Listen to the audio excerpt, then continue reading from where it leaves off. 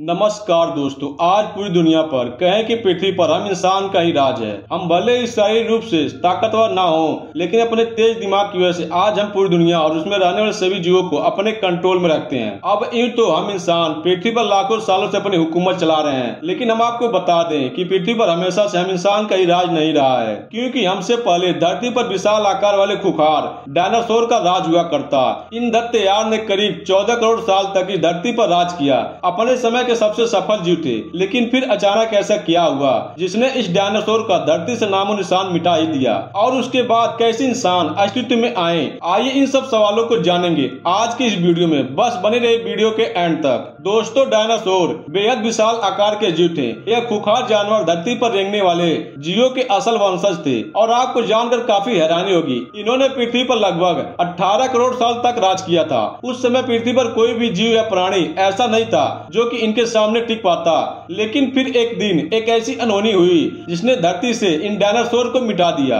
और इस घटना को ठीक से समझने के लिए हमें करोड़ों साल पीछे जाना होगा और डायनासोर के उस अंतिम दिन को करीब से देखना होगा। तो आइए चलते हैं आज से 65 मिलियन साल पीछे। धरती पर मौसम सामान्य था, चारों ओर सूरज की रोशनी बिखरी हुई थी, लंबे लंबे पेड़ से टकराती समुद्र की ठंडी हवाएं और चारों तरफ डायनासोर के चिल्लाने की आवाजें अंतरिक्ष से आने वाले खतरों से पूरी तरह अनजान थी। यह सब जीव धरती पर आराम से जीवन बिता रहे थे। दरअसल 15 किमी की रफ्तार से एक विशाल एस्टेरॉयड अंतरिक्ष से पृथ्वी की तरफ 22,000 मील प्रति घंटे की रफ्तार से बढ़ रहा था। जब यह एस्टेरॉयड पृथ्वी से 3,84,000 किमी की दूरी पर था, तब पृथ्वी से शायद डायनासोर का अंत न होता। यदि यह एस्टेरॉयड पृथ्वी के उपग्रह चांद से टकराता, लेकिन नियत तो कुछ और ही मंजूर था। चांद के बहुत नजदीक से गुजर गया। उसके बाद यह एस्टेरॉयड धरती के वायुमंडल में प्रवेश कर गया। जब यह पृथ्वी के वायुमंडल के संपर्क में आया तो इसकी रफ्तार एकाएक 7,000 किलोमीटर प्रति घंटा हो गई। पृथ्वी के वायुमंडल में घुसते ही घर्षण की वजह से एक भयानक आग के गोले में बदल गया,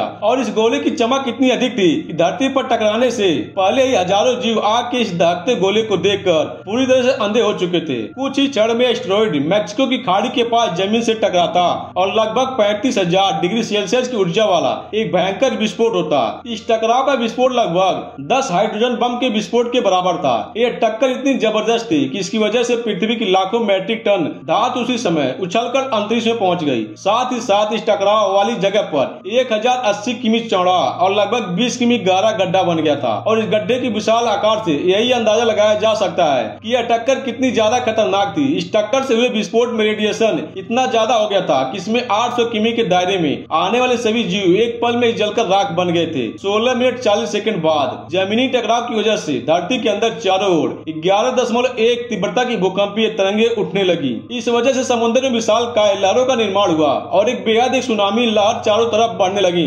भूकंपीय तरंगों ने सभी सक्रिय ज्वालामुखी बहा दिया, जिसके कारण जगह जगह डायनासोर का विनाश शुरू हो गया। धरती के महाविनाश प्रक्रिया आरंभ हो चुकी थी। इस विस्फोट के कारण पृथ्वी का तापमान 150 डिग्री सेल्सियस तक बढ़ गया था, और इसका नतीजा यह हुआ कि जो जानवर विस्फोट की जगह से काफी दूर थे, वो गर्मी की वजह से मौत का शिकार बन गए। विस्फोट की वजह से जो लाखों टन मेंटल पत्थर और धूल अंतरिक्ष में गया था, वह ग्रेविटेशनल पुल के कारण ठीक 40 मिनट बाद आग की गोले के रूप में धरती पर बरसने लगे। और यह नजारा ऐसा था मानो पृथ्वी पर आग की बारिश हो रही हो, और इन आग के गोले की वजह से उड़ने वाले डायनासोर भी जिंदा नहीं बच पाए। साथ ही धूल का एक बहुत बड़ा तूफान 6,000 किमी प्रति घंटे की रफ्तार से पृथ्वी के दूसरी तरफ मौत लेकर आ रहा था। यह धूल के बादल कई किलोमीटर मोटे थे, जिसकी वजह से धरती पर सूरज की रोशनी का पहुंचना असंभव हो गया। और फिर इन धूल के बादलों के कारण कई सालों तक सूरज की रोशनी पृथ्वी पर पहुंच ही नहीं पाई, और फिर इसका नतीजा यह हुआ कि धरती से पेड़ पौधे लगभग पूरी तरह से समाप्त हो गए। इस महाविनाशकारी घटना में पृथ्वी पर मौजूद जीवों की लगभग 95% से भी ज्यादा आबादी पूरी तरह से समाप्त हो गई थी। लेकिन यह महाप्रलय किसी अन्य जीव के लिए फायदेमंद साबित होने वाला था।